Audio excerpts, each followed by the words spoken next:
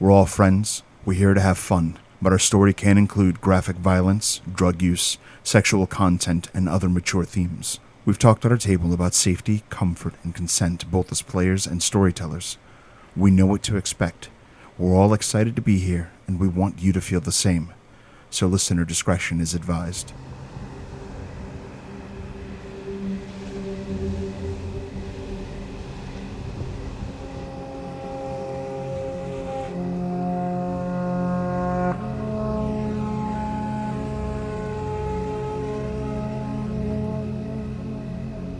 You have consumed a little bit of the viscous slime that is in that water. I mean, normally you would never even really notice it, like it would be dispersed through the water, but that thing is in a tank and that's become concentrated. So by me spending this danger point, I'm going to increase the total needed for a raise by 5 for the rest of the round.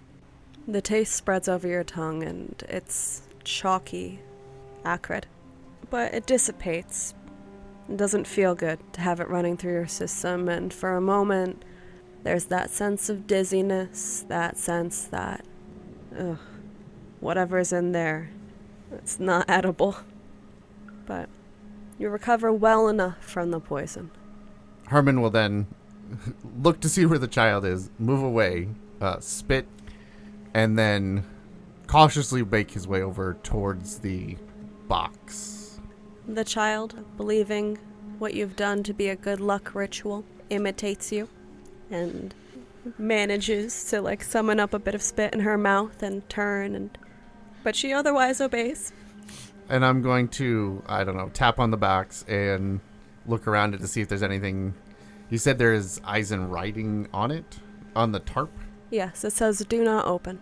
Oh. Well, somebody's already failed at that.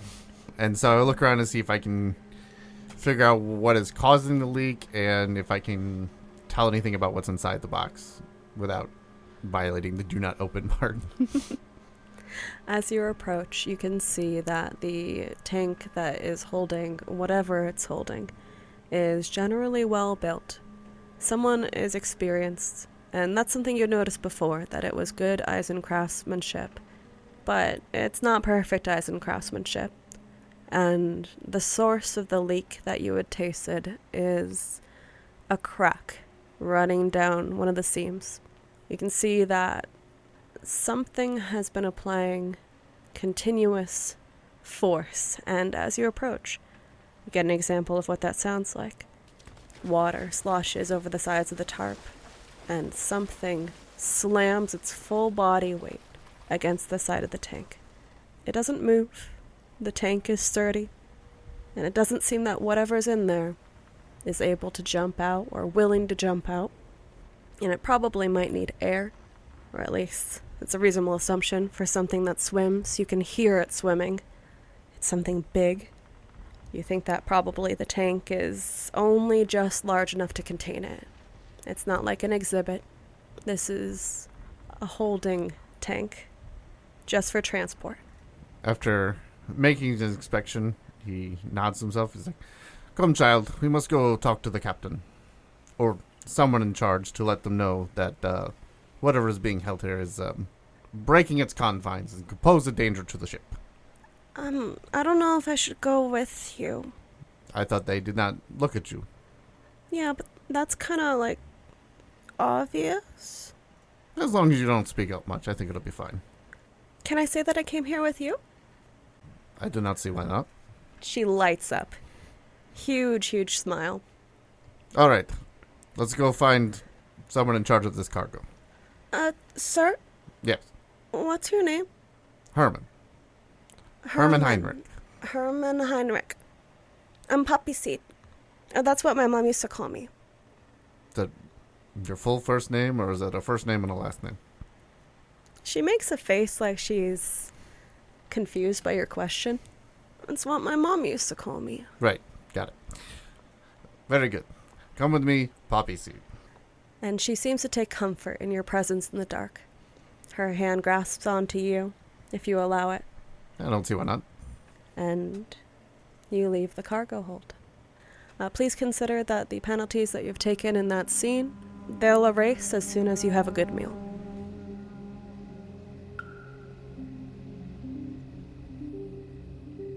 It seems that most people who are going to come and get dinner have sat down. There is a hum of activity, people are clinking their utensils, people are getting various drinks, and the air continues to richen with scents. There's the coffee, there's the alcohol. You all can take a peek at who's around you. Now, Erika, you had wanted to do something specifically. Vocessa, being a Strega, sees the strands of fate in the world sort of innately, but if she takes a read action, she can kind of focus on the nature of the tapestry around her. So as this seems to be a confluence of people, Vocessa does take a moment to do this as she watches people coming and going, sitting down, their interactions. She takes a minute before she eats and watches, reading how people interact, how fate has touched each of them. So the word Strega does mean witch, and you are certainly a woman of sorcery. When it comes to your magic, what does this visually look like to others in the room? Does it look like anything? In this case, it looks like nothing. They cannot see the strands of fate. It is honestly an uncommon sorcery because in the culture of Vodace, Sorte Strega are not generally permitted to leave. They are generally noble-born women, married to noble husbands, and kept in their houses. And how do you experience it? So you will succeed. You're looking around the room, and you start noticing aspects of the people around you. Things that are core to who they are and how they operate. I imagine for Vocessa, each of the strands represents a color and a pattern, much like a sorte deck. As she sees all of them, she can trace the threads to where they converge with every other strand until she sort of sees a picture. Maybe it's not a picture that makes sense in a sort of grand scheme of things to most people, but it makes sense in the fabric of her mind, so to speak. Mm-hmm. And she is able to understand a general picture of those who are here and the ideas that they have and the goals that they represent and why fate has drawn them all here. The tapestry of fate is laid bare to you, and your skilled eyes can pick out each individual string and how it pulls at the hearts of those around you. You can see in your companions that they are heroes. You can see that they are good people, that they were selected to purpose here. And you can see in the occupants of this room their arcana on a mechanical level, but on a personal level. And this is just how I imagine the strings. I like to think that they glint in certain lights, like expensive thread. Like you might gather the way that you see their arcana from almost a sensory experience of fate. That's why I asked you how you imagine it, because that's how I approach it. In that Einish couple that you've taken personal issue with, the threads seem to lead to cowardice and selfishness. The Eisen crew does seem to be led by bravery and intention. The diplomats of the church have quiet purpose. The representatives from the Adabine Trading Company are predictably self-interested. That Vesson Manavyar woman, all of her threads indicate harshness, but a mission. And that Vodace woman that you were telling Eroll about her makeup, cunning. Mechanically, you have access to all their arcana. We can get deeper into the details of it if you need, but your action is successful. For those at the table, Vocessa simply looks around wide-eyed for a moment, eyes darting around as though she's watching perhaps a firefly, and then she returns her gaze to the table and focuses on her plate. All right, I don't think you're the only one looking around, though, as we had indicated that Jean-Paul was taking another stab at reading this room. In a much more mundane fashion. His eyes are not darting around seeing the unseen. He is just sort of glowering over his food at the table as a whole, trying to see what's going on. As Vocessa's eyes sort of flit over him, you get to see our arcana, right? Is that correct? Yes, Yep. at this table, please feel free to share your arcana and describe how it affects your character and how it affects your character in the scene. When her eyes go over Jean-Paul, his two major arcana are the Magician and the Tower Inverted, giving an impression that he has underneath this, whether it's a facade or whether it's just how he's living his life, there is a drive and a will and the skill to accomplish singular goals, that he can be focused to the point of a razor through the Magician, and then through the Tower Inverted, that he is struggling to accept something, a change in his life, and has built up an almost impossibly thick armor of arrogance to protect basically to protect himself from having to face that truth. The cards speak to who we have been, who we are, and who we will be. He will just continue to look around suspiciously and try and get a general read, not trying to get like a general read of everyone, but trying once again, now that the players have assembled, to get a look on who may be more interested in their young charge than perhaps they would like to overtly let on. Well, the most clear and overt interest you see in the room is right next to you. The vested Manacles woman is not particularly subtle. She has looked over at Razra effectively since she spotted her, and every time that scarf slips, or Razra has been successfully encouraged by your friend Yuri to take that scarf down and try to eat, and like I said, it's a painful process, so you can watch that this vested Manacles woman her eyes are gluing to every bite, every sip that Razra is struggling with. She tries to look away at times, and her eyes actually flick to you more often than other things in the room. But she is the one who is demonstrating the most overt interest. But she's not the only one in the room. Would you like to start with that, or would you like to hear more? Well, let me ask you a question, I guess. When she was looking at her, I guess I'm not... Because the girl does look freakish with the mask. She does. So it's going to draw a lot of curiosity. I guess what I'm really trying to discern is curiosity versus targeted awareness. Mm-hmm. Like, if the woman is just morbidly fascinated with what's going on, not my concern. If someone has very targeted awareness of this girl, that's what I guess I'm more looking for. She is a little difficult to read because she's someone who is very, in appearance, icy, but also in personality, icy.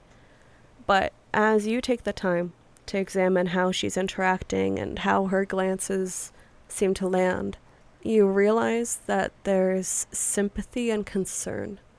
Yeah, Yuri earlier had spotted a glimpse of that red metal eye beneath her hair, and you are very close to her. She works very hard to keep it covered, but she does have a false eye, and it is made of the same metal. There's others in the room. The Einish couple pay almost no attention to your young charge. They occasionally sneak resentful looks at Vocessa. They don't seem particularly interested in your group. If their interest lands on anyone, it would seem to land primarily on who's dressed most richly, apart from Vocessa. Eroll? He would have been had he not traded away his lovely doublet to get to the boat. All right, so do you look relatively passerby just in your clothing, not your appearance? He's wearing relatively common adventuring clothes. Just brown, a pair of sturdy brown pants, some tall leather boots coming up to about the knee, a large billowy white shirt, and a leather sword belt that has his rapier attached to it. He's got some rings and necklaces and things like that, but it really is just his own charisma and panache that sets him apart even in plain clothes. And I think you yourself, Jean-Paul, your clothes you had described as being battered. I look like faded wealth. Yeah. I look like I probably was wealthy maybe 5 years ago. I don't think any of you have particularly, I think you might, but... Vocessa looks like a travel-worn witch. Yeah. Her dress is made of a lightweight wool, She doesn't bother with jewelry or a veil or even shoes. She is very plain. The one thing in which she stands out is that her hands are extremely scarred and burned, and she wears manacles as a force of habit. Yes. God, the mode de lock would eat us alive right now. It would be so bad, dude. It would be so bad. So if none of you are looking particularly fancy, then their interest primarily falls on Vocessa, if anyone, in the party. It doesn't seem that the people from the church are extraordinarily interested in Razra.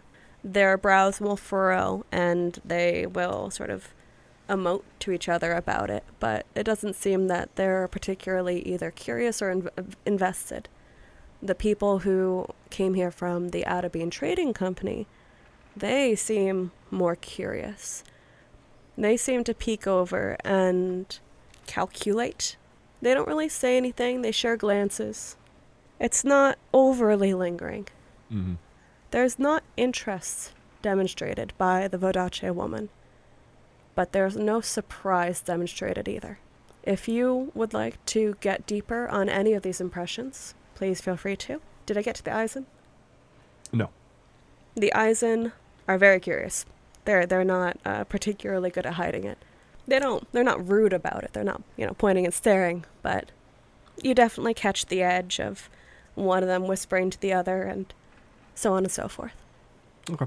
No, I think that basically covers it. I am just doing sort of like a cursory look, and when that knowledge is sort of acquired, it will partly shift to who here is dangerous by my estimation, but I think that's just kind of a personal... I can sort of clock who Jean-Paul thinks is dangerous and who he does not. Sure. The people who are armed are the Vodace beauty, who is unsurprised by the sight of this terrible mask. You said she has a sword and a whip. She has a sword and a whip. Montavani? Yes. Yeah. It is extremely reasonable to assume that. Great. Does she have a swordsman pin showing? Any pin is not currently showing. Cool. Okay.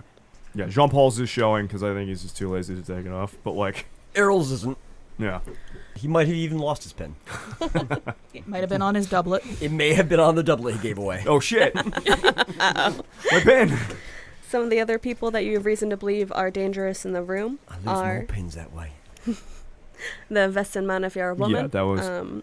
and the protector of the diplomat who's with the church. Yeah. The Eisen, the woman, and the shorter man appear to be capable of violence. Okay. That was it. Otherwise, Jean-Paul is just going to, sit and eat and drink the coffee that Yuri had provided and keep throwing sort of what looks over at the Vestenmanafjara woman when she looks at him, because he was not privy to the part of the conversation that would have prompted him to know why she keeps looking at him.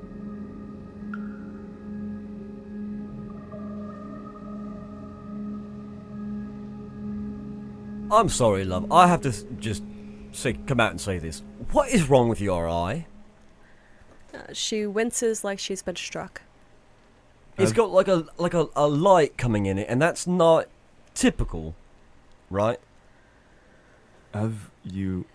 I can't tell if you're trying to flirt or if you are just completely tactless as an individual. Neither. I'm just curious. So tactless. Well... different words. That's all right. It is a false eye, yes. And as she says this, her eyes immediately slide back over to Rasra and back to you. All right, we're talking. Why are you looking at the bird over here? Does that come off? Does what? And she gestures with her hand to her own mouth. She uses her fingers to demonstrate a little bit how the mask would hook onto her own mouth. That mask. Does it come off? Yes. I don't know. Masks usually come off, right? Otherwise, it's not really a mask, is it?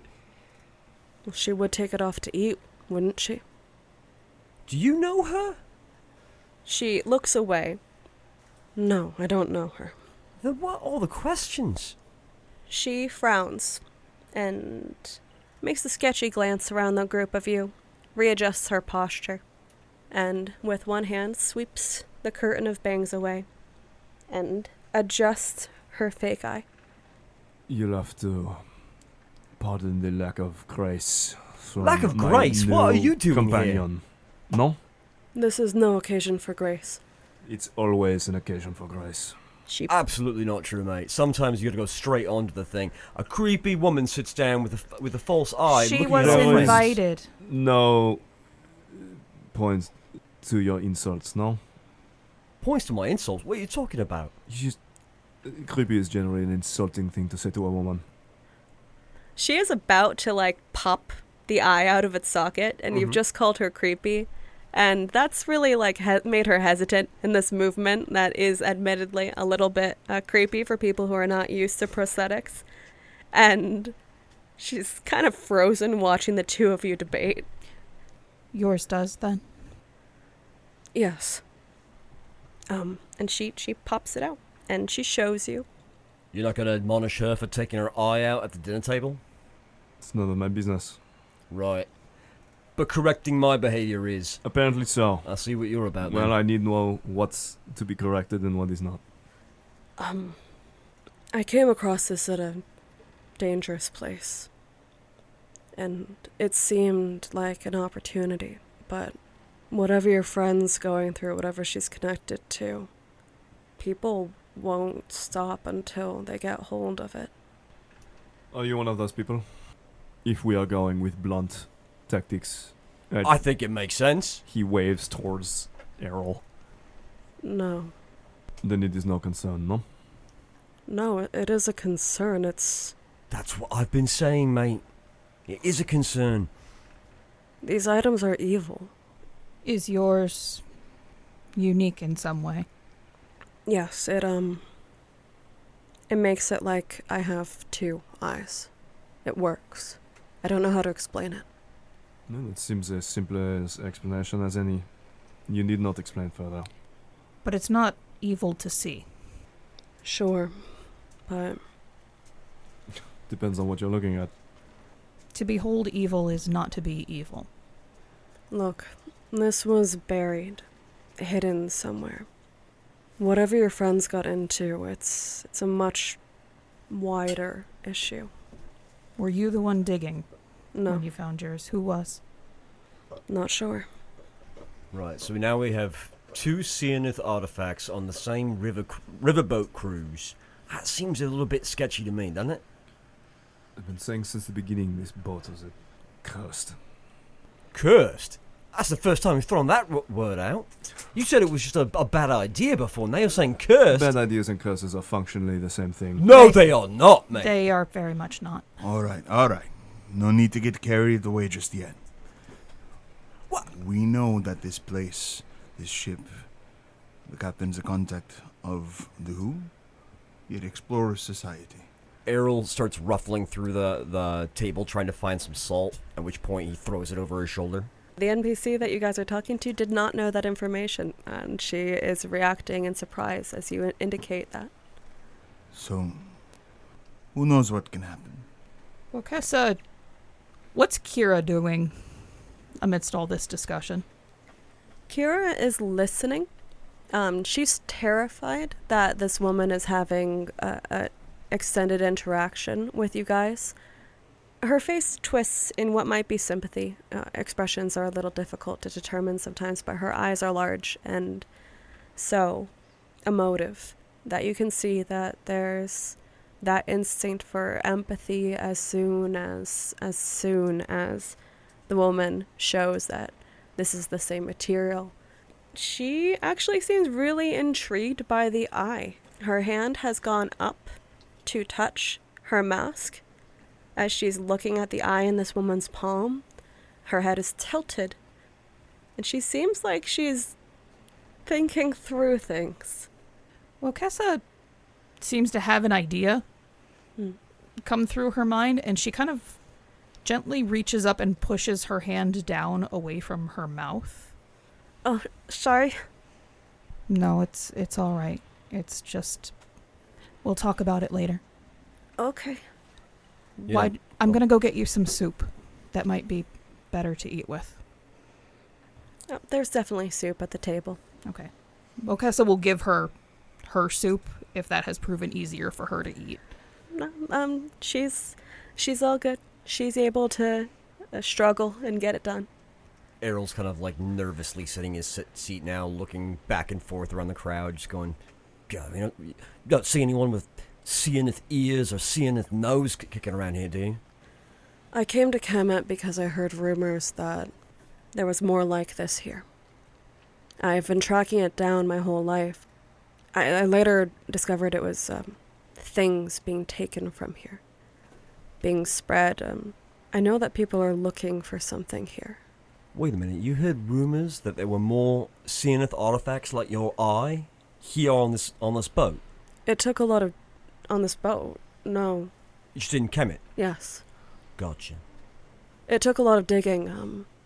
Had to get deep into some occult circles, and I didn't find anything in Kemet, so I was heading back. Back to where? Vessenmanafjord. How long have you been looking? Maybe about 13 years. Have you come across the name Philosophy Sanguinis? I've received warnings about them. I think I've managed to avoid them so far. This seems the sort of thing they would be interested in. For good or for ill? Their words claim one, their actions another.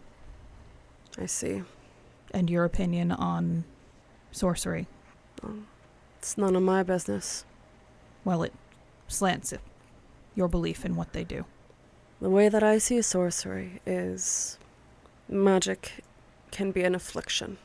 I have this eye, and it helps me. I can see better than just with the one, and that makes me hesitant to get rid of it. But the heat, people noticing it, that's followed me the whole time. And I keep it because otherwise I don't know if I would fight as well, survive as well. But when it comes to the arts of magic, it's not something that I'm talented in. Forgive me, I am a simple man. What is the connection between these objects and magic, sorcery? I've researched the Syrneth, but it's a matter of whether it's magic or science, right? But what is its connection to sorcery? I suppose I was inferring that the Syrneth might have had a method of sorcery. I see. Is that something of interest to you? I am simply looking to make sure everyone aboard this boat is happy, safe, perhaps a bit drunk. But that is all. Speaking of which, I'm going to locate some whiskey to add to this coffee so that it actually does what it's supposed to do. These things come together. Mate, if you've never had whiskey in your coffee, I'm about to blow your mind. I stand ready. She looks at Vocessa. Eroll will scoot off to go find some alcohol. She opens her mouth and kind of closes her mouth like she had meant to include you on whatever this was, but you called her creepy, so it's not too big of a deal. And she turns to those remaining and she says, "My name is Inga Stavig. Look, curiosity and misfortune, they've led me to encounter lots of strange things, but also to become stronger. If your group's in danger, I'd be happy to help." An offer given in good faith is welcome, no? A pleasure to make your acquaintance, Inga. And your name, Inga? Yes. Inga. A very pretty name. She blushes. She doesn't seem used to blushing. It's that, pale across the nose blush that seems to surprise her as it happens, and she can feel the warmth touch her ears. How would you like to, investigate something perhaps less ominous? I am told there will be whiskey and coffee. Sure. And maybe stories if we get around to them. Ha! We will get to the stories. And maybe even Herman will show up eventually. Who is this Herman man? What does he do? He's a doctor. A doctor. He introduced himself as a physician, no? I wonder what he is physicianing. A window. A window. Speaks more to carpentry than doctoring, does it not? A man who works with his hands. Very Eisen. He is a very Eisen man. Very practical. Eisenman, where are you? He calls out and kind of start walking the deck looking for him. Eisenman! Immediately, there is confusion from the table of Eisen. You are Eisenman. I need the Eisenman. They both look at you and then each other. One of them has like a, man, what the hell kind of expression on, and the other one seems more calm. Jean-Paul, when he starts doing that, immediately like rests a hand on the hilt of his rapier, like, God damn it, am I gonna have to duel somebody right now? No, it's fine. It's fine. It's fine. Singular, the one Eisenman. He does windows and is a doctor. I believe you're looking for me. I knew this plan would work. I mean, I was heading this way anyways. Perhaps some coffee and whiskey, huh? I heard some shouting and... The sandy blonde Eisenman, the shorter one with the light eyes, is looking between the two of you with, I don't want to say that it's like aggression, it's not to that level, but it's certainly like what are you trying it kind of expression. Herman is not even notice these other people, and towing behind him is a tiny child. You with the very pretty little eyes. This is my friend Herman. He is of Eisen. I am told it is a big place you probably have not met. Is this man your friend? Says the one that's low-key glaring. I mean, more of a friend than you at this point, I think. Ha! Anyways, I have things to do. Please, excuse me. Who is this child? He looks pissed. But he does like... The woman who's with him, the beautiful woman with the, like, rosy hair, that strawberry blonde, she sets a delicate hand on his shoulder. Very well manicured, very well taken care of, especially from someone from Eisen. She's still got calluses, don't get me wrong. Like, this is not, like, a not working hand. It's just someone who takes care of it after. And she pulls him back, and he obeys for now. And they sit and they drink. Vocessa clenches her spoon a little bit, but does nothing with it. Jean-Paul looks at Vocessa when she says, when her hand clenches, stay your weapon. That she does laugh a little bit, like...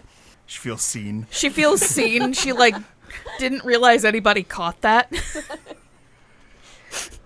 Yes. You say child, and your voice is loud, and she glues herself to Herman's pant leg. The child is imprinted. That is good. This is Poppy Seed. She has been guiding me around the deck. Hi. Hello, Poppy Seed. She is just very clearly scared of you. Would you like some coffee? I don't believe coffee is meant for children. What do you mean? Eroll kind of pops up out of nowhere. I found the whiskey. Definitely not whiskey for children. And starts adding whiskey to everybody's coffee.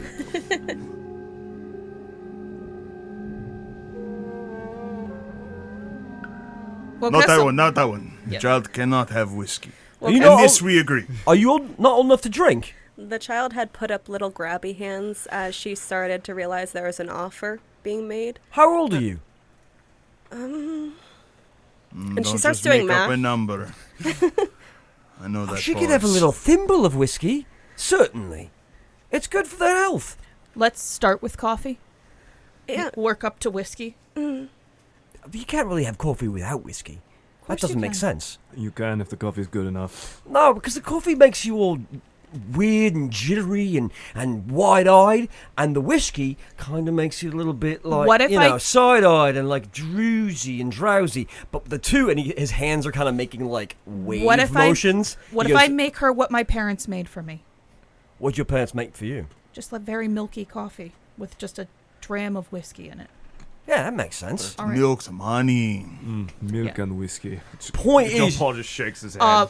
For the record, Vocessa has no intention of putting whiskey in this child's coffee. Her little head is like bobbing up and down, the curls kind of moving as she's watching Eroll's hand make the little wave motions, but she snaps to you But as you you gotta start do- offering her snacks.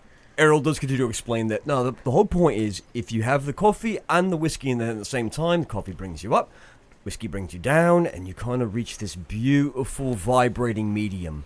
Anything can happen at that point. It's a wild card drink, you know what I mean? You don't want that for children, though. Just a dram. A little bit of alcohol never hurt a child.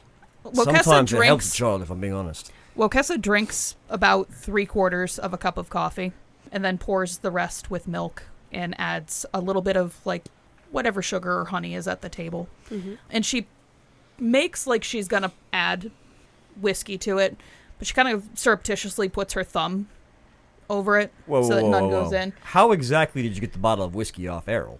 She just reached for it. He's not giving it to you.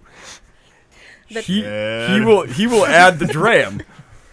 The child is watching you prepare, very excited as you She'll make it just- tasty. Pass it without the whiskey then. He kind of like gives you side eye, kind of looks at the kid and is like, his eyebrows go up in a way that one rascal says to another rascal, hey, if you're near here and I'm talking and a little whiskey splashes in your glass, it splashes in your glass.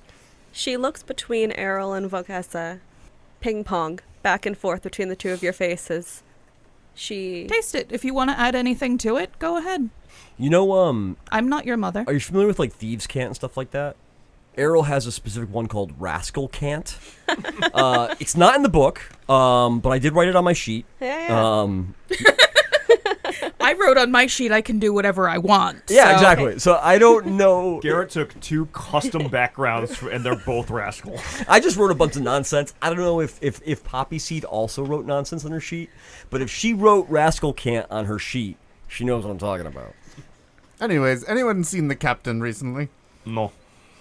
Not at all. None yet to make her acquaintance. There seems to be a live Well- creature trying to break out of its enclosure in the ship hold. What?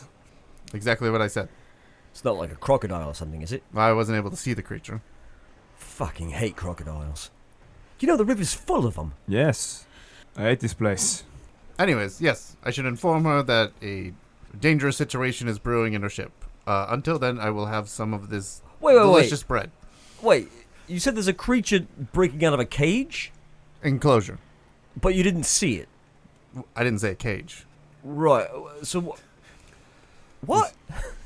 It's like Could a you- box. It's like a box. Perhaps be more specific. I was very specific.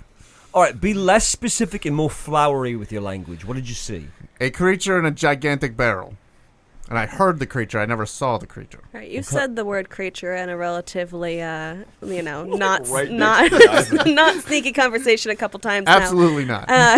And at this point, the Eisens start looking over again. But the main person looking over is the woman. And she's locking onto your conversation. She is listening unabashedly. The Vadache woman? No, sorry, the Eisen Yeah, woman. there's many women here. I'm sorry, you have a female ST. This is terrible for you all. I'm sure to have hot women all around you. No, I've got no. women everywhere. I'm You just said the surrounded woman by is them. listening, so, Tits like, akimbo. there's a few of them. Be so- careful, friend. All of the eyes in here will hear you. She gets up and she heads over to your table. Herman, what kind of noise did this creature make? And be very specific. Sloshing. Can you replicate it with your mouth? No. Try. No. I will not do this. It is a creature trying to break out of its gigantic barrel-like enclosure, and it is starting to successfully do so. Did it make sounds like a duck or perhaps more like a fish just swimming in the water? If I had to assume it is some sort of underwater creature. Did it make siren calls like a mermaid? It's probably just a Did it barrel sink? full of eels, honestly, mate. It's Not fine. with the amount of noise it was making as it was ramming into the side of the container. Maybe they were huge eels.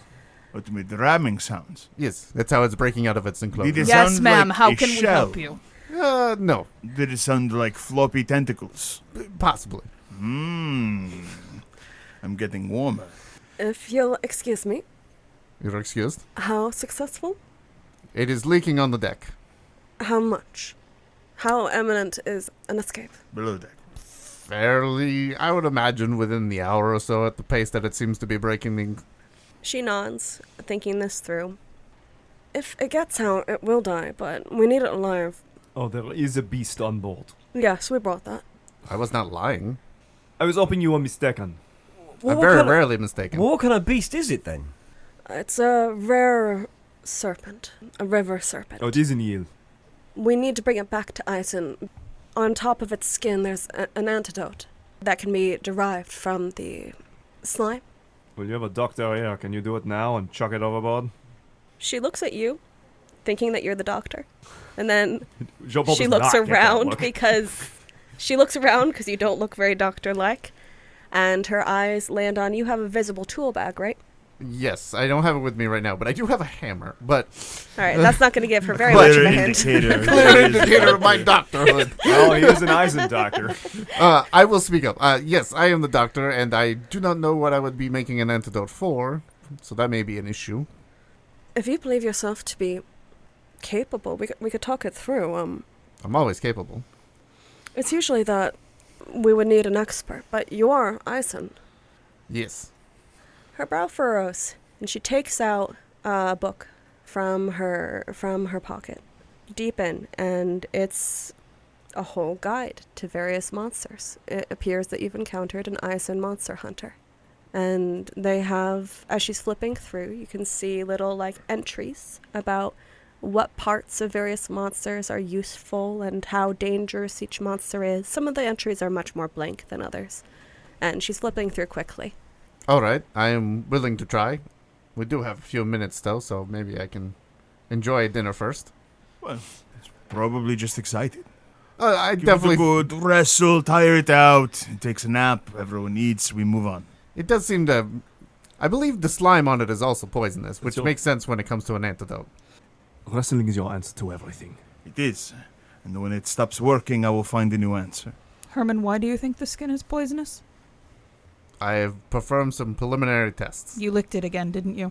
I did not lick... You lick everything. I do for not lick science. everything. You- The woman that you're speaking to is impressed by the fact that you would have done such a thing, or amused, difficult to say, but she does one of those little gentle shoulder punches to you, Herman, and she Eroll starts also- grinning. Eroll also kind of nods along and that's a pretty scientific method right there. That makes sense. Very good, but the effects of it is still coursing through me, so I must take upon myself to eat some of this food here, and then maybe we can look into making an antidote for you and your crew so that we may deal with the dangerous creature aboard the ship. I never would have thought that I would have encountered another Eisen doctor here. I would have thought that we would have to bring it back the whole way. A fortuitous encounter. Yes. I've had many in my life. Wait a minute, Herman. How does this poisonous sea slime make you feel?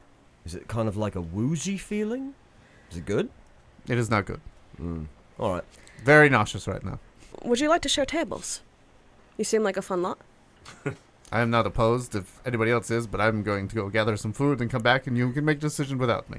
Do the two grumpy ones over there gotta come with you? Oh, yes. Oh, I guess. Make them not grumpy. Oh, but look at them. They're Eisen.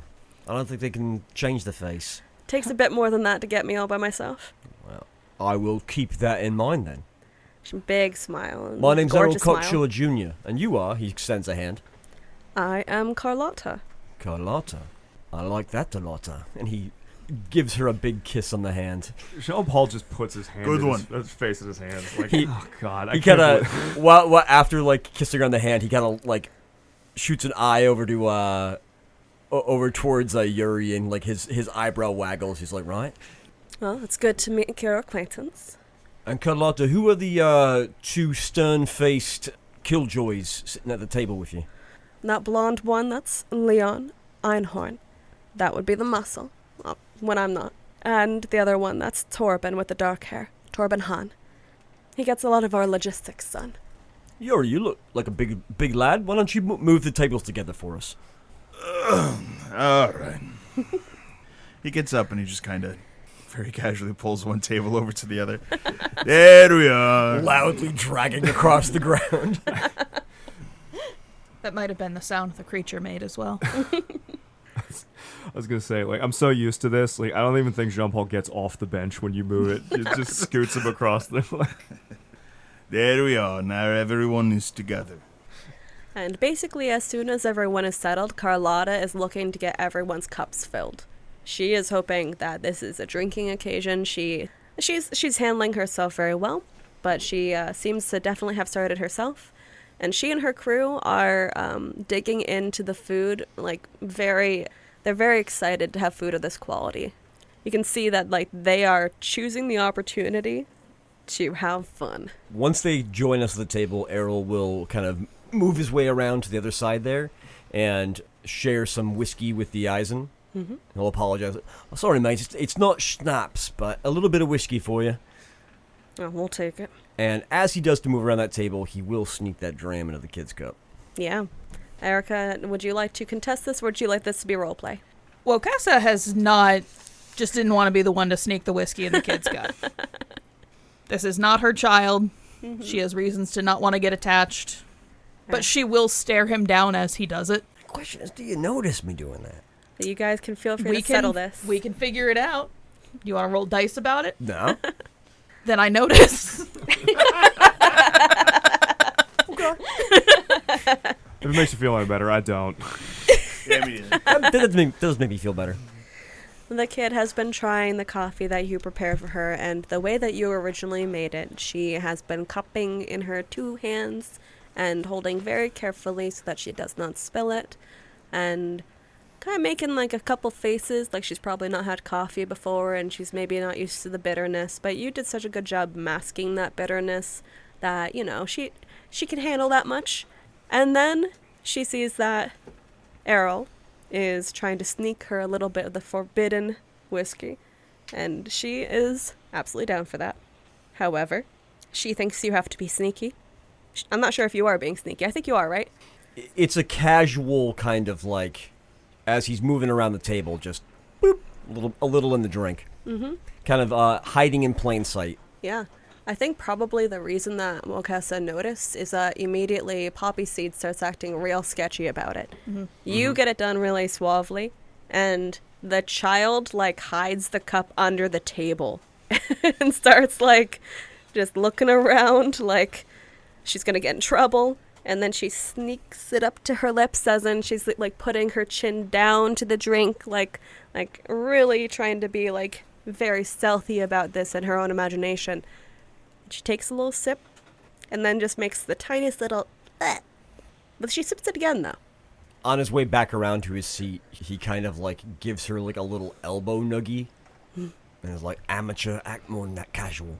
She immediately tries to shape up. She looks to the side and whistles. You know what? I agree. Yes, she does. Are you back at the table, Herman? Yes, I have returned with my food, which I've started eating on the way. Pretty immediately, as soon as the whiskey bottle's again in view, Carlotta's trying to get her cup filled, other people's cups filled. Jean-Paul throws half an eye at Yuri when Yuri seems to not be looking, and is very happy to have his cup filled.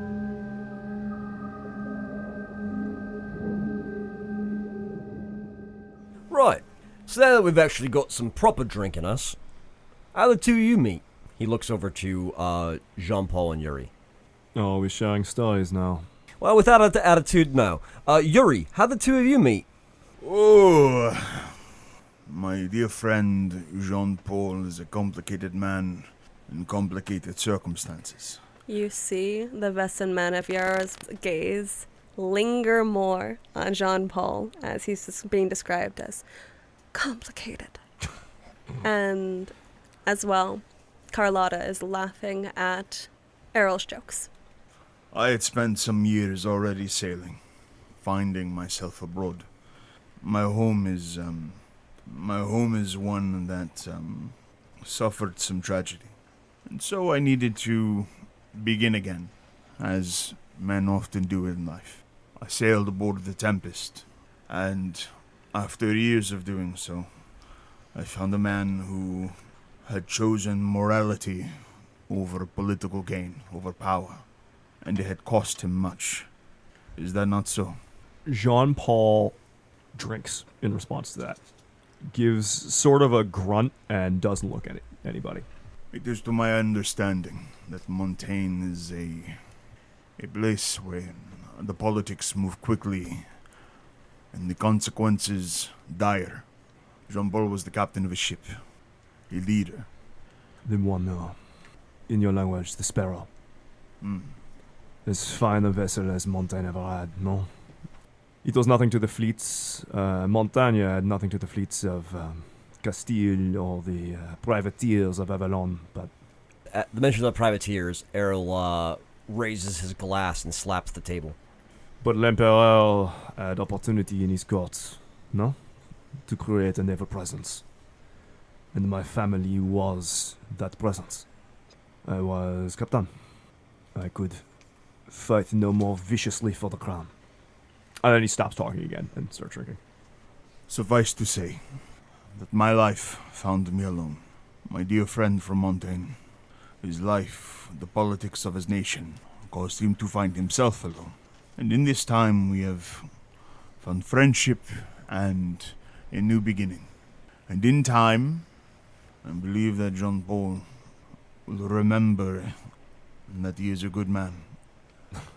And I keep arguing with you to stop trying to redeem a ghost, my friend.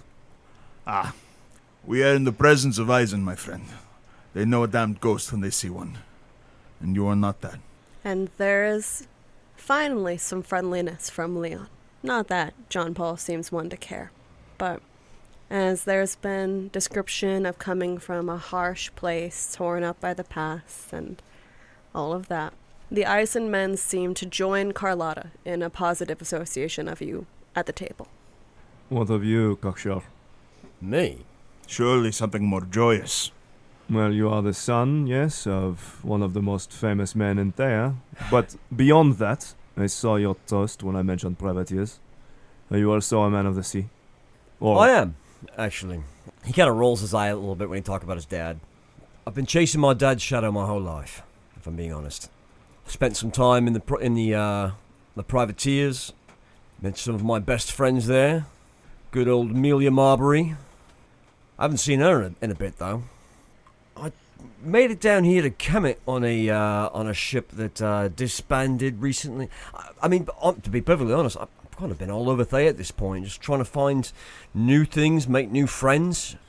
Vocessa gives a bit of an up nod at the idea of having been all over Thea at this point. how is it then that you could, tying things back to the conversation we had earlier, that you could find so many new loves across there, no? Surely your heart was stuck somewhere. No, mate, it just... Love changes with the season, doesn't it? No, not in my experience. Maybe you should try to experience a little bit more. Love is a flower that wilts. It leaves you with nothing but thorns and blood in your hands. Right. I don't think you're loving right, mate. If there's blood anywhere, it shouldn't be on your hands. I'm not talking about a dalliance, I'm talking about love. Carlotta jumps in, and she kind of stretches out across her seat and looks at Eroll and says, "That's something you consider yourself an expert in?" Oh, don't encourage him. She grins big at that from you. It is, actually. And the main thing I disagree with is love is many things. It's an orchestra. It's all the sounds, all the experiences. It's not just one thing. It doesn't just leave you angry and hurt and bleeding. It's everything. It certainly is. It certainly is that, but it's also having dances on boats in the middle of the Kemet River. With the right person. He stands up and extends a hand to Carlotta. Oh, God, I set him up for that. You interrupt her in the middle of waggling her eyebrows at Herman as you go on your spiel about how love is so many things, and she seems to be indicating to her new Eisen friend that you're being very cheesy. But that doesn't exactly stop her from taking your hand as you make a very romantic offer. Who could give us a beat? He announces to the crowd in the dining hall. The Eisen actually seem very prepared for this. Pretty immediately, Leon starts stomping out a beat that he knows his companion Torben will be able to follow. And Torben retrieves from the small pack that he still has with him a concertina. And he's clearly skilled, he's clearly ready, and this kind of carousal comes natural to their crew. Oh God, it's a polka. I can do this. Eroll will start dancing with Carlotta. And while doing so, we'll try to kind of like instigate other people in the dining area to join in. Mm-hmm. As they're kind of moving around, he'll kind of like scoop up Jean-Paul out of his seat in his sulking and push him towards the Vestamaniavar woman. Jean-Paul stands rigid still when you scoop him up. Like he is able to be scooped up. He's not like a particularly heavy man, but like he just is glaring angrily and then just almost spits on the floor and goes, Evelonian, you call that dance? And puts a hand out to the vest and, like, as you are pushing her over, and goes, if you would permit me to show up this jackanape. That's the spirit. Yuri will reach out. He'll take Jean-Paul's alcohol and down it in a single swig and set the empty cup down. Go, dance, have fun.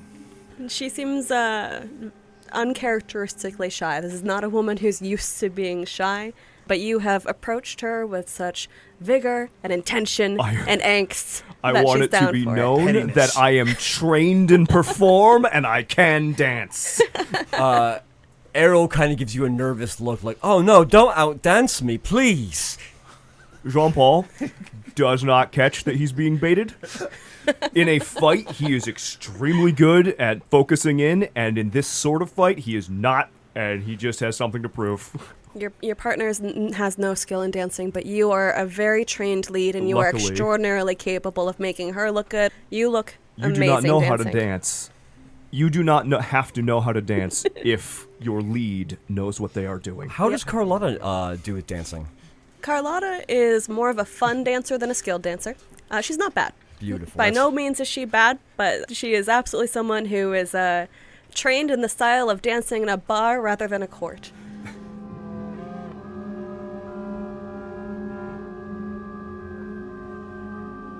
Yuri is going to retrieve his domra. It's kind of like a Russian lute. And he's going to shift over and sit next to Vocessa. Dancing is good, but it is still time for stories. What is yours? Long. He looks around. Well, they look like they'll be dancing for a while.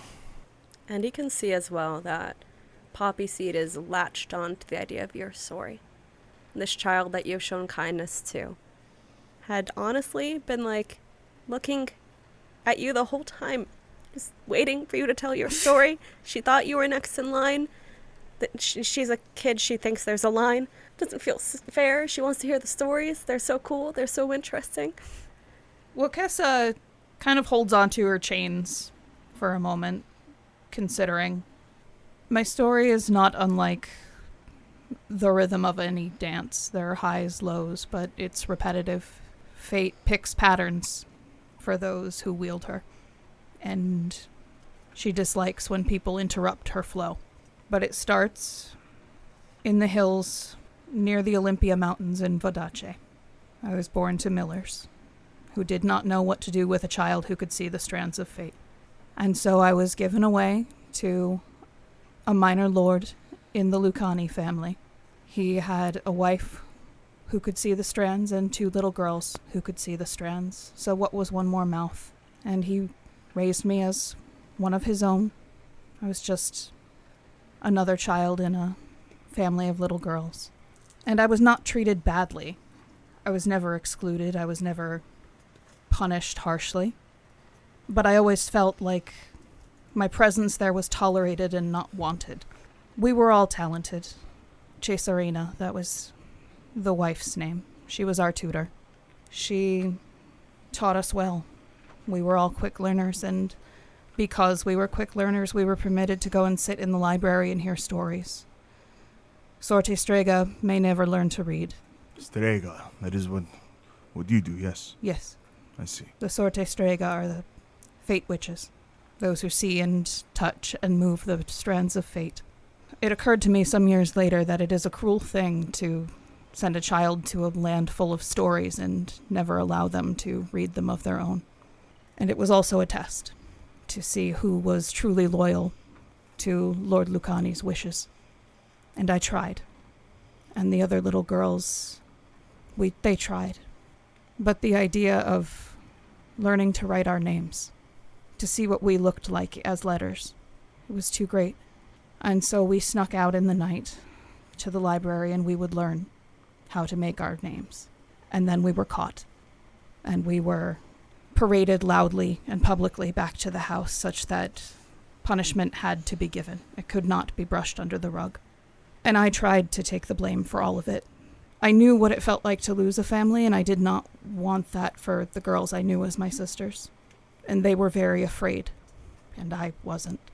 And Lord Lucani knew too well whose idea it had been. And he had to punish his wife in this as well, for it had been her teachings, obviously, that had led us astray.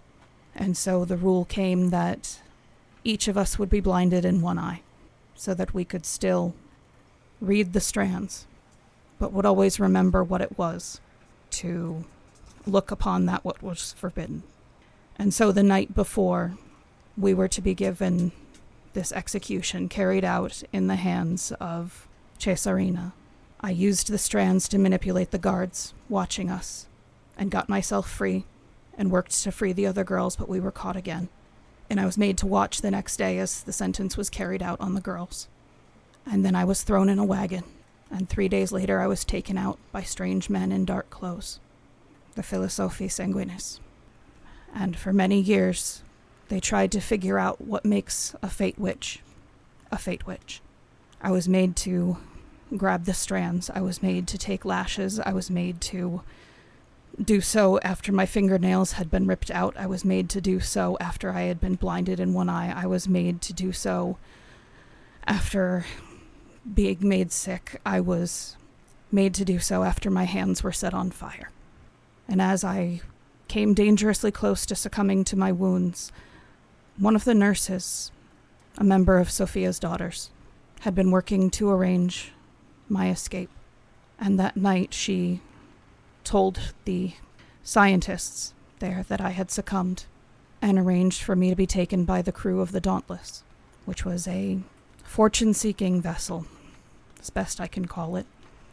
Good men who took care of me, who kept me in irons so that I would feel safe, who let me make choices that I was comfortable making when I felt like I was too much of a weapon to be allowed to, too afraid of getting close to people, because everyone I get close to gets hurt, especially their first mate, Eroll Runecarver of Eston Manafjar. He was a Vala. He was one of the ones who reads the Guider. You can see Inga's head dip as you speak of this. Respect. He was the one who told me the weight of words. He is the reason that I insist that you say Vestin Manafjar, because to call someone a West dishonors where they come from. He gave me a set of runes that would allow me to know when people spoke the truth, and then he told me what I meant to the crew and to him personally. And then a storm hit. Lightning struck the mast, and he pushed me out of the way, and the ship split in half. My half of the ship, just a little bit of it, managed to make it to shore, and I don't know what became of the rest.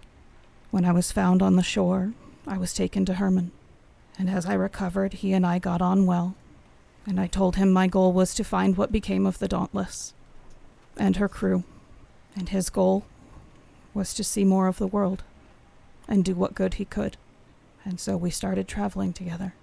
And so here we are, seeking to do what good we could, to love without getting close, so that none may be hurt by fate, so that I can learn my lessons.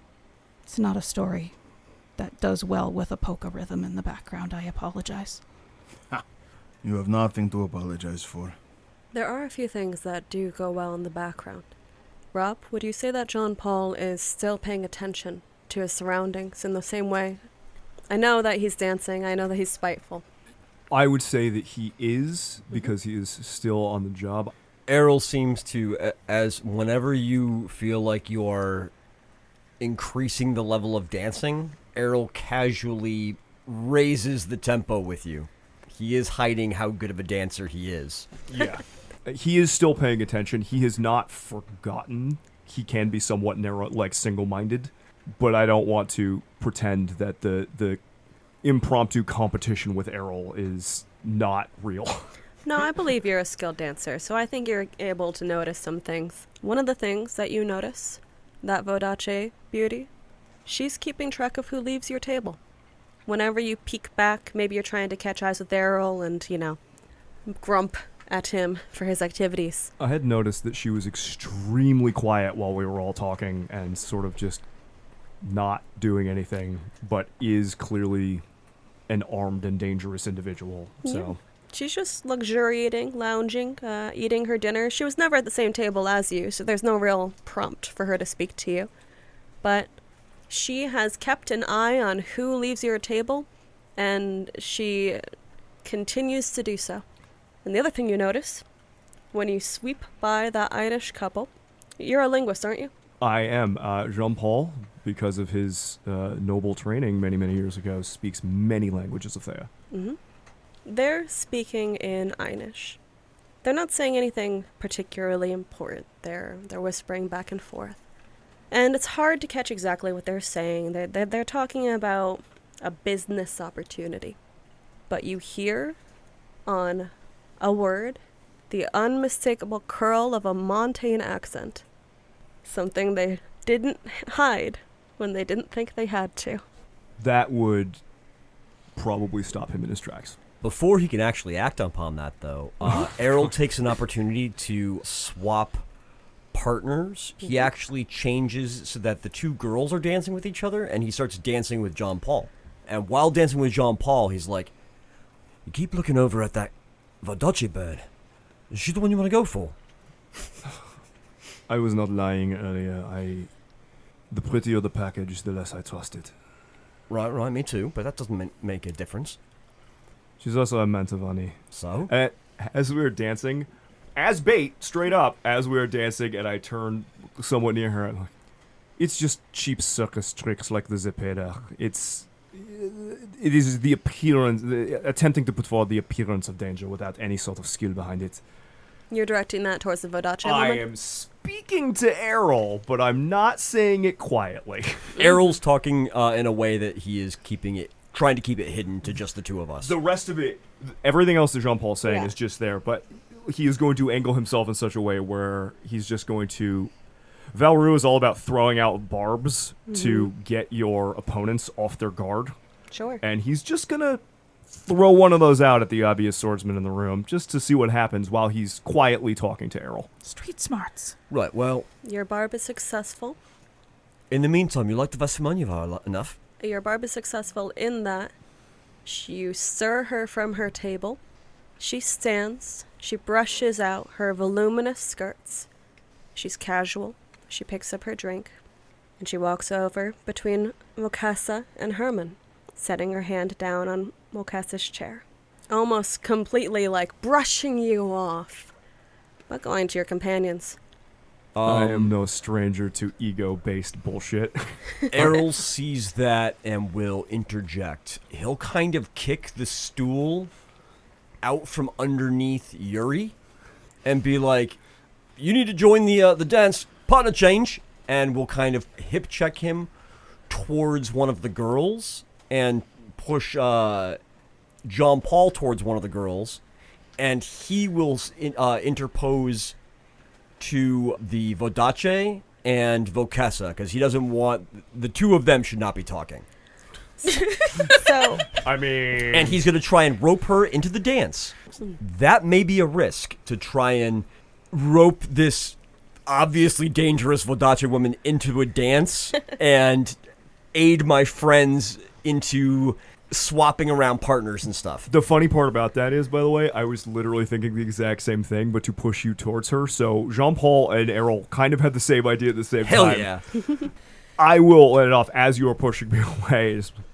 She's all yours. If we're swapping up partners, I should be hip-checking you towards the Vesten-Manyevar and pushing Jean-Paul to Carlotta. Jean-Paul to Carlotta. Yeah. Okay. So Eroll Cocksure Jr. essentially hip checks a tree. Yuri doesn't move, but notices and kind of like jerks some that he's suddenly paying attention, and will mutter, "Oh, yes, okay, very smart." And he will head over and begin dancing with the Vesten-Manyevar, and will actually pass his domra over to Vocessa while he's heading over to do so. Vocessa will take it. As she and Herman are the only ones at the table with Kira and Poppy Seed, she will move her chair over so she's sitting next to Kira, just because I don't know the layout of the table, but the best my brain can tell me, it seems like she's sitting by herself now. They are long tables. You've had two tables pushed together So when I say long, I mean sort of like as in, say, a picnic table is Yeah. long. I don't mean that they're like very long. I just mean that they're Gotcha. like rectangular. So Vocessa will just move so she is like immediately next to Kira. And she'll kind of look to Kira and take off one of her own manacles and put it on Kira. Well, you're gonna be paused in the middle of that action, and you're going for the Vodache. I'm trying to just intercept her and bring her into the dance so that she can't bother Vocessa and the rest of our companions. Okay. We are about to start an action sequence, and with that, I'm going to give you a description of what is happening to cause this action sequence. It is not your plan. The boat suddenly jerks. The captain, whoever's driving the boat, has made a very, very sudden and harsh turn. This is what's causing the problem. If you don't keep your balance, there's going to be some wounds. Now, this is applying to anyone who is standing up in the room. Vocessa, I believe that you're sitting down. Mhm. Herman, you're sitting down. Correct. Okay. The two of you are safe from these consequences, but you should feel free to roll in case you want to take any particular actions during this quick sequence. Those who are standing up, if you do not catch your balance successfully, will take 2 wounds. How does this work with sea legs? Here's what it says. While aboard a ship, treacherous footing never affects you. You gain 1 bonus die on any physical risk while aboard a ship at sea, engaging in a sword fight on a pitching ship deck, or climbing through the rigging during a storm. Yeah, I think I'm actually just straight up immune. Okay. Well, there's more that will be happening, but Yeah. we'll cover that in a second. Another one of the potential consequences of this action is that the lamps might spill. There might be a fire set. If we have sea legs, maybe we're not being affected, but we're still rolling to see if we can affect opportunities and things like that, right? Yes. Okay. So in order to prevent a fire from breaking out, that will take a total of 3 raises. From all, like, total from all of us? Anyone, you're all present, you're all able to act. So I also have sea legs. All right, makes sense. I so was a you naval are captain. also immune from that consequence of the potential wounds. As is Eroll, actually. Well, that's okay, because I don't need to get you guys. You have partners, remember? Yes. All right, so the opportunities that are present are to help any other NPC that is standing up. If you are able to catch them, they will not take any wounds. Those NPCs that you're dancing with, that's only going to take 1 raise to catch, because you're already right there. And anyone you're not dancing with is 2, if you even want to catch them. The people that are standing up are Carlotta, the Vodache beauty, Inga? Inga, and the 2 Eisen men. Fair play, if you're just like, they should be able to handle themselves, but Fuck it is an 'em. opportunity that that's What present. about Poppy Seed? Poppy Seed is sitting down. Okay. Yeah, she's Poppy sitting Seed, with the- Razra, they are sitting down, they're all right. We've strapped them to the table. Oh, I tried. I noticed. Some of the things that could happen if you are not quick to move here. The lamps could spill out their oil across the floor, and things could set alight very quickly. This is an area that has table linens, it has fabrics, it has people's clothing. This would not be a good place for a fire. And, of course, if you don't catch your balance, there's a strong possibility that that crack to the skull would hurt much more.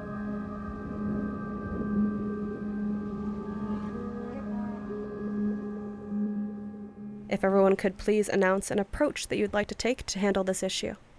Or any other. I'm going to start with Rob.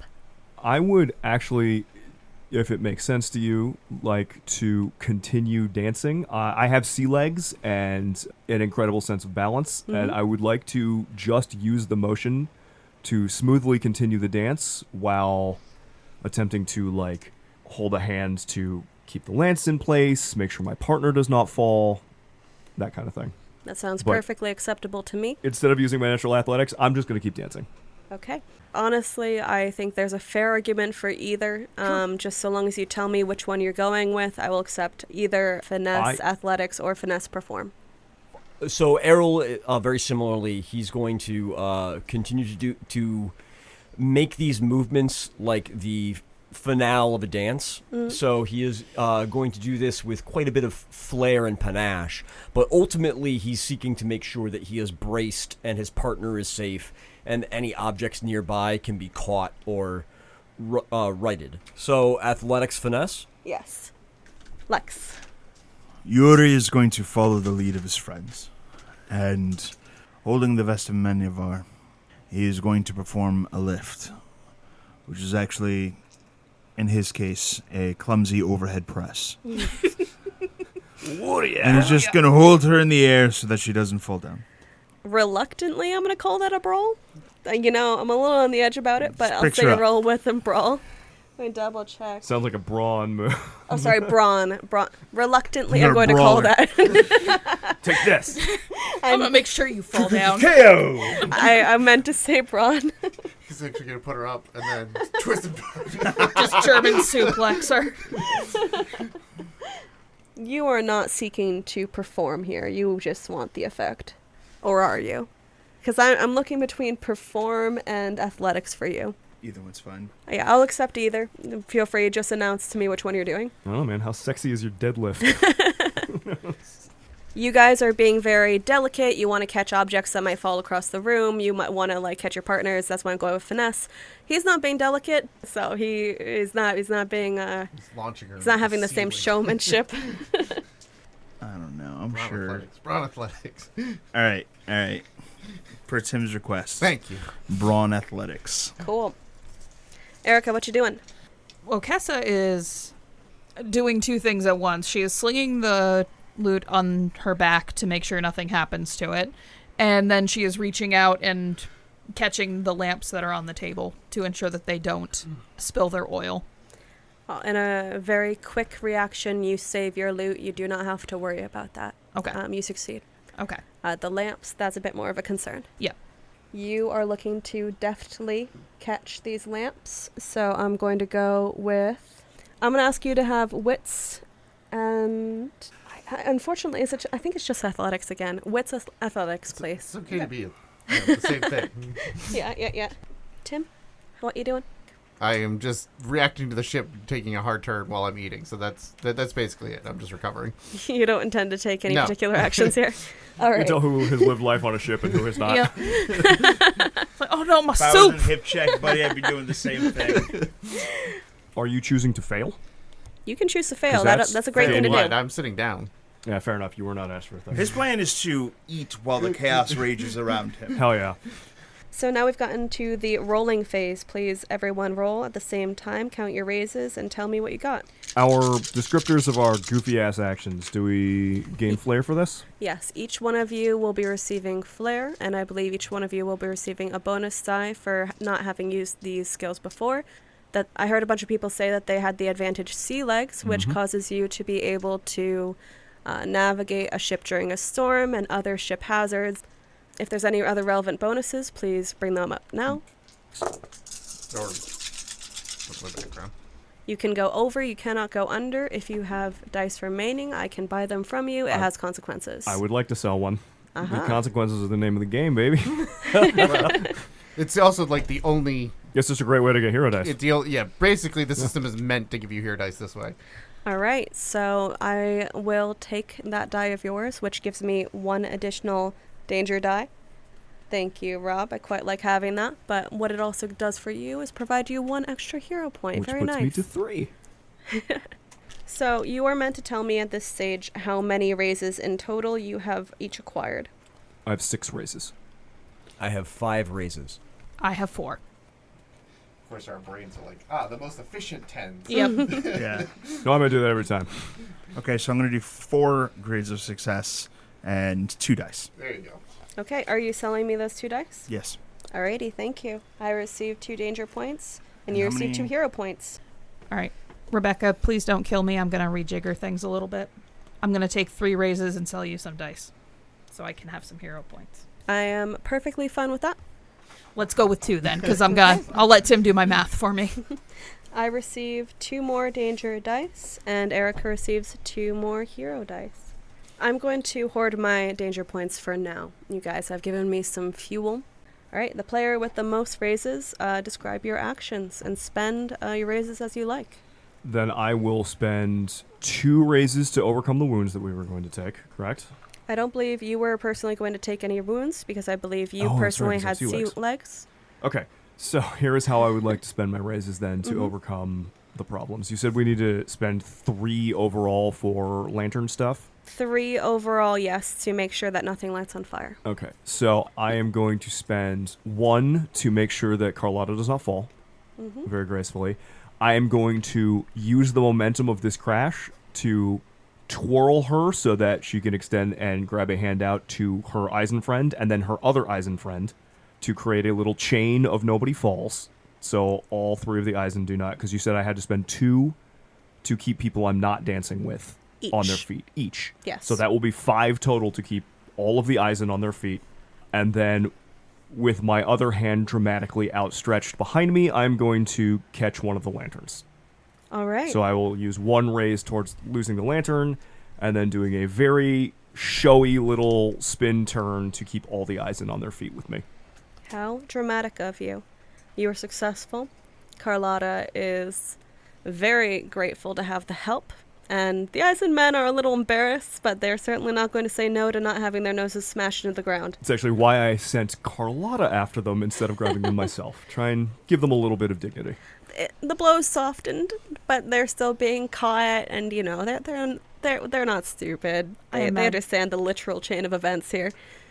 I imagine the concertina gives a pretty undignified honk regardless. Oh, yes, it does. Okay, let me ask you a question, not to risk setting the boat on fire. If I use 1 of my raises not to catch a lamp, and instead can I create an opportunity to give them their grace? Yeah, you are very free to do that. All right, I'm going to do that instead. Okay. You guys got this, right? Totally. Calling 5 raises? Eroll has 5 raises. Okay. As we pitch on the ship, Eroll will catch the Vodace seductress in a deep dip, and we'll spend 1 of his raises for that.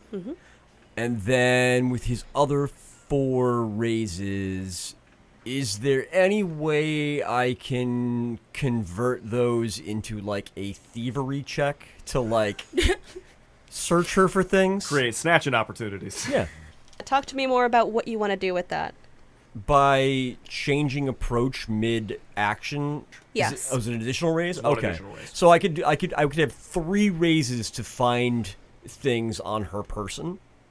I don't know that I'm necessarily trying to rob her, but I figure maybe just check to see that she doesn't have poison or anything like on her. A suspicious letter of marque. Yeah, and also Just groping. my hands are groping anyways, so God, Errol. respectfully groping. Yep. Cupping, if you will. There you go. Just so tasteful. Just getting worse as we go along. So typically, opportunities are created for other heroes in the scene. Let's see, other heroes must spend a raise of their own to take advantage of the opportunity you created. Effectively, it seems that generally the intention of opportunities is to create an opportunity for someone else. But to me, this narratively super applies. So I would charge you 2 raises to make and take the opportunity. Fantastic. And then so I will spend my first raise to catch her, my second raise to change my approach, 2 raises to basically search her, and my last raise to stare her in the eyes. Well, I will be very clear. If you're trying to use this last raise to charm her after searching her, you will need many more raises to get away with what you're doing. I mean, you could still You still do fix it. the smolder and just let it not work for now. I could. I will not accept 1 singular raise for her being charmed after you feel her up. You know what then? Let's just slow play it then. I will catch her. I will change my approach, so spend a raise to change approach, and then I will use my remaining 3 raises to smolder. I see. All 3 of them. All 3. Hey, Lex, you got enough raises to do all the fire stuff that the 2 swordsmen are not doing, right? Well, Rob, you started us off by ignoring the pressing responsibilities. I feel like it was only fair that I get to do the same. No, I agree with you. Yeah, okay. I'm just making sure Lex is going to cover for us. Is it getting hot in here, or is it just me? I have 3. I can take out the fire. I figured you were. can handle the fire. The problem with being speedy swordsman types is we get the opportunity to go first and not be responsible. So what I'm going to do is we're going to finish up some of the things that are happening here, and then we're going to roll back around to the consequences of what's happening with Garrett's action. Eroll is going to succeed, something like that. Question for you. Yeah. But you get a devil's bargain. When I do get involved with somebody I shouldn't be getting involved with, I do gain a hero die because my hubris is the lover's inverted. Yes, you may absolutely cash in on your hubris at this time. Lex. I will use one of the raises to catch my dance partner via overhead press. And with the remaining 4 raises, I'm going to call out to Herman and go, "What was that?" And I'm going to point in the direction that the captain has steered the ship away from. And give one of those 4 raises to change my approach, and the remaining 3 raises are going to be spent to help Herman see what the source of that trouble was that caused the ship to veer off it the way it did. Okay.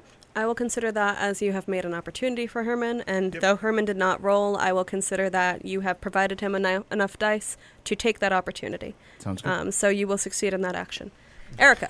Vocessa watches as the swordsman boys dramatically dance and catch partners and smolder at their partners and are generally seductive in their manner of keeping people from falling down, and nobody does anything about the impending fires. And she just kind of shakes her head and mutters, "Swordsman." She loops Yuri's loot around her chest just so she ensures that it's safe, and then reaches out and stables the lamps that are at the table. And I will spend all 3 of my raises to ensure that there are no fires aboard the ship. Perfect. So I'm going to start with describing your action, because you absolutely are saving the remainder of the room of having to deal with this, and with your action we are considering effectively that this sequence will be concluded. Now, there is a mechanical reaction to what Garrett has done, but we'll get to that very quickly.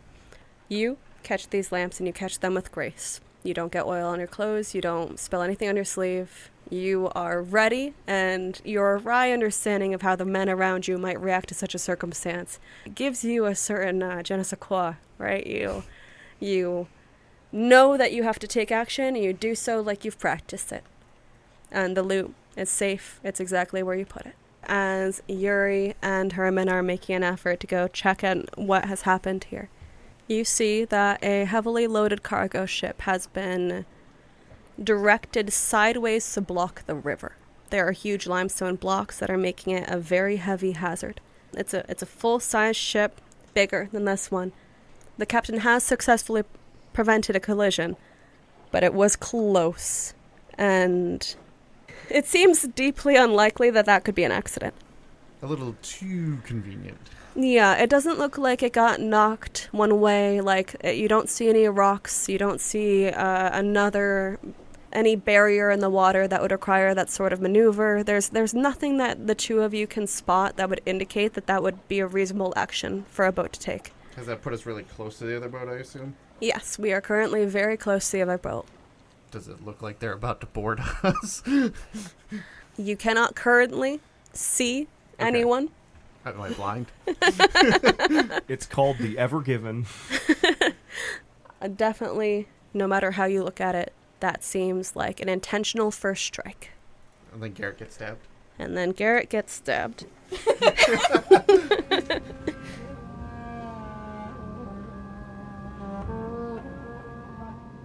Okay, you guys gave me a lot of villain points during this scene. Thank you.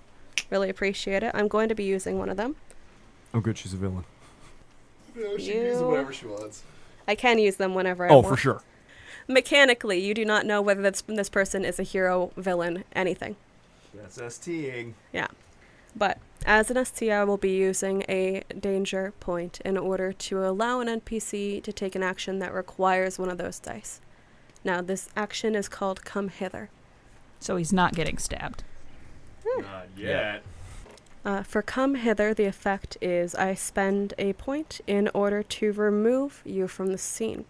You can be rescued after scene's end, but from your perspective, Eroll, you've been trying to prompt your friends to dance, be merry, show their good sides. And you choose to catch this woman. And then proceed to smolder. Yes. You are very successful in your smoldering. Your blue eyes are sparkling in the candlelight. Vocessa made sure that this room was not cast into darkness. The way that your hands lay on her, it feels perfect, like you fit together. At least that's what she's feeling as well in this moment, or what she's portraying to feel. She smolders right back at you, and tilts her chin, looking at your lips, pulling you just a little bit closer, and moves to take you with her towards the suites. Eroll holds her tight to his chest and makes a sweeping move to stand them up upright and hurries off with her. She is very confident to guide you away from your friends. Her hand lingering across your shoulder, trailing down your arm. She walks like there's no other option for you, and that's the way you'll like it. Hi, Garrett. What's up? It's naughty time. Eroll finds himself in a situation. I would like to narrate you in the middle of something. Yeah, absolutely. I'm going to have, one clarifying question. I think I know how you feel about it, but Sure. I do want to ask you. Say if, as you're walking away from this dinner, right? Mm-hmm. I'm imagining Eroll seems the type to be trying to romance her along the way. Yep. If, during any of this conversation, little teasing touches, fingertips along sleeves, if this woman, who I'm not sure if you've ever asked the name of at this point. Not yet. If she were to detach that whip at her side, Mm-hmm. look intently at your lips, run the length of that whip along the underside of your jaw, and tell you seem like you like to run your mouth, would you let her tie you up? Yeah, probably.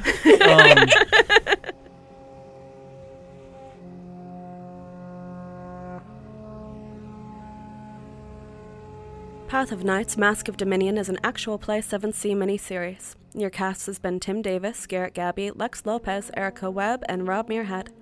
Your storyteller has been Rebecca Steigelfest. This episode was recorded and edited by Rebecca Steigelfest. The theme music used in this episode was Ghost Flowers by John Britton on Pixabay, and Aket, The Inundation of the Nile by Nate Loper on Pixabay. You can find their music online at pixabay.com. Mask of Dominion uses the second edition of 7C with a few limited house rules. 7C is owned by Chaosium. Make sure to subscribe to us on Spotify, Apple Podcasts, or wherever you find your podcasts.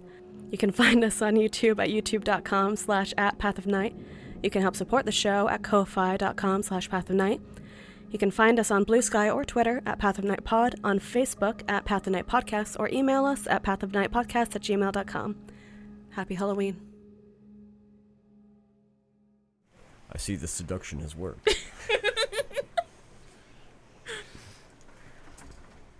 I successfully seduced her. Parentheses negative.